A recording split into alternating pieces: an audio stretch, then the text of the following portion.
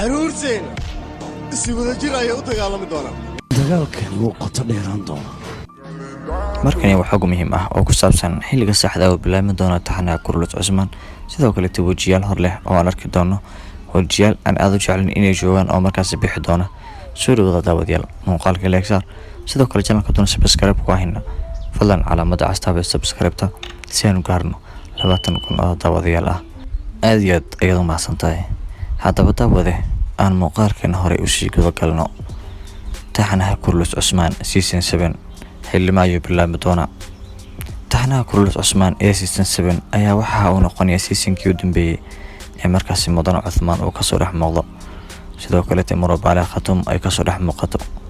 haddaba seasonkani maadaama uu yahay seasonkii u dambeeyay ee jilaaga Brock Oswald jilaaga caanka baxay ee Brock Oswald markaasi uu noqonayo jilinkiisa u dambeeyay ee taxanaha Kurlus Cusmaan kasoo dhex muuqanayo, ayaa markan waxaa la qorsheynayaa seasonkan inuu noqdo season taxanaha Kurlus Cusmaan markaasi magac weyn u sameeya. sidoo kale maadaama markani ay ku soo biirayaan qalcadooyin fara badan, dhul hor leh lana update garanaya markaasi qaab jilinkii horeete oo markan laga dhigayo qaab Mudane Cuthmaan uuna ku koobnay kaliya qabiile ee Mudane Cuthmaan uu yahay nin qalcadooyin ciidamo hogaamiyayaal iyo dad fara badan u taliya maadaama laga dhigayo.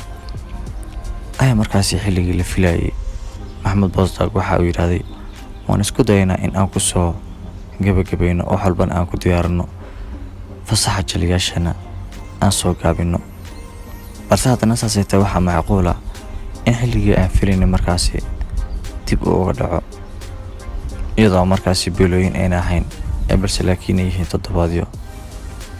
haddaba daawade taxanaha Kurlus Cusmaan waxaa ku soo biiri doona rag magac weyn ku dhex leh gudaha dalka Turkiga, kuwaas yeela hadda magacantooda aan la shaacin balse laakiin laga dhawaajiyay in ay ku soo biiri doonaan rag qof kasta oo markaasi taxanaha Kurlus Cusmaan daawan jiray marka warko uu aad u farxaya uuna dhahayo intaas in aan sugo waa uu qalmay taxanuhu. haddaba daawada sidoo kale markan hadaleynta ugu badan waxay ka taagantay waa booska Mudane Orhan iyo sidoo kale gabadhii la dhahay Olivera. markana waxay u badan tahay markaas in Orhan iyo Olivera ay dib u soo laaban doonaan isla iyagii, maadaama markan Mudane Cuthmaan ama Brock Oswald uu yahay seasonkan toddobaad isla isaga u sii wadayo. Mudane Orhan sidii hore aan u sheegnay waxa uu haystaa chance ama fursad aad u weyn taas oo ku dhisi karo magaciisa iyo sidoo kale jirkiisaba. haddaba fursadan ayaa dad badan waxay u arkaan mid dahabi ah taasoo Mudane Orhan u sahlaysa in uu isagu hogaamiye ka noqon karo season 8 haddii Allah awoodo ilaa marka uu bilowdo, ama sidoo kale Sultan Orhan xilligiisa markii la gaaro waa sanad kadib ama sanad iyo xoog kadib. haddaba daawade xillima ayuu sida sax ah u soo bixi doona taxanaha Kurlus Cusmaan xalqada 195 oo aan daawan doonaa. haddaba daawade sida la sheegay waxa uu soo bixi doona haddii Allah awoodo ilaa October toddobaadka ugu horeeya ayaan daawan doonaa xalqada 195 season 7 bilowgeeda. waxa uu sidoo kale ku bilaabmi doonaa duulaan weyn oo markaasi Mudane Cuthmaan iyo kala dhex qabsanaya Basantaaniyiinta, ama sidoo kale markaasi waxa uu ku bilaabmaya Mudane Cuthmaan oo furtay qalcadooyin fara badan, sidoo kale daadiisa ay kordhay iyadoo markaasi la isdhex wado muuqaalka thumbnailka aan saaranay in Mudane Cuthmaan micnihii qaabkaasi taxanahan ama seasonkan uu ku soo bilaabmi doono. waad ujeedaan waa qaab suldaannimo weeyaan haybad leh, sidoo kale Mudane Cuthmaan waa micnihii isagoo daadiisa ay kordhay. waan wadaagayba season walba markaasi Mudane Cuthmaan in qaab muuqaalkiisa la bedelayay isagoo dhalinyar ah, isagoo timada dheer, isagoo sharaf bas leh, ilaa ugu dambeyn Mudane Cuthmaan markaasi arkeen in dhinacyada cirra ugu soo yeeranayay waa seasonkii 6. seasonka 7 haddaba Mudane Cuthmaan ayaa muuqaalkiisa la bedelayaa isagoo laga dhigayo micnihii qof daayinka 40 madaxa la galay. isku soo wada duuba daawade xalqada 195 season 7 ayaa waxaan daawan doonaa, ama seasonka 7 ee xalqada 195 ayaa waxaan daawan doonaa haddii Allah awoodo ilaa waa Oktoobar toddobaadka ugu horeeya insha Allah. maxaa ka haray?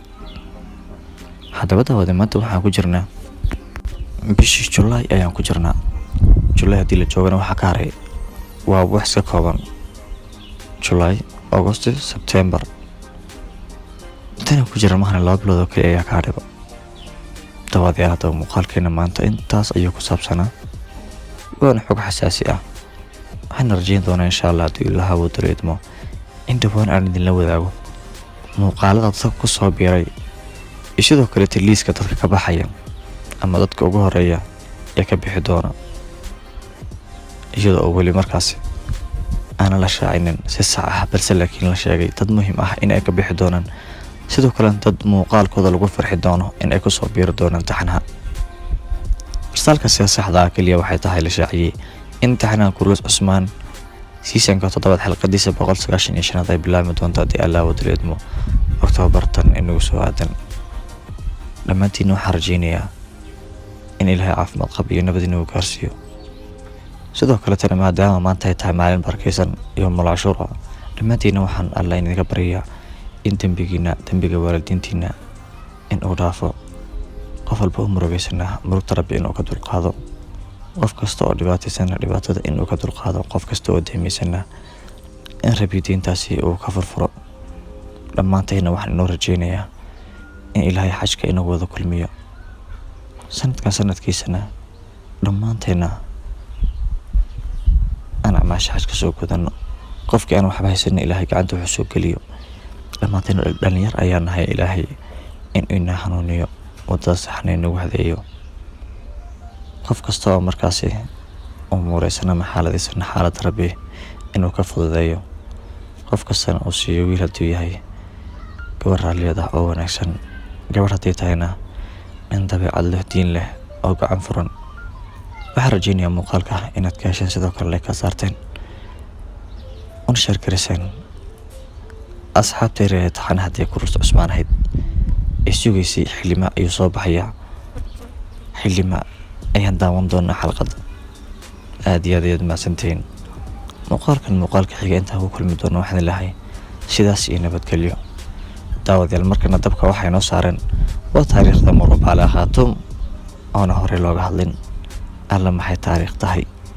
waxaan rajaynayaa markaasi in taariikhda Murubale Khatum ay noqon doonto tu iska hor xidha, maadaama Bale Khatum dhammaanteena aan wada jecelnahay quruxdeeda, qaabjilinkeeda, dabeecaddeeda iyo wax walba iyada ah ayna tahay sidoo kale markii u horeysay taariikhdaasi laga hadlo ay noqon doonto.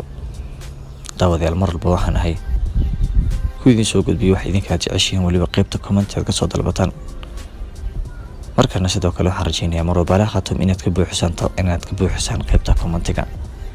sidaas iyo insha Allah inuu kulanti dambe oo xiiso leh.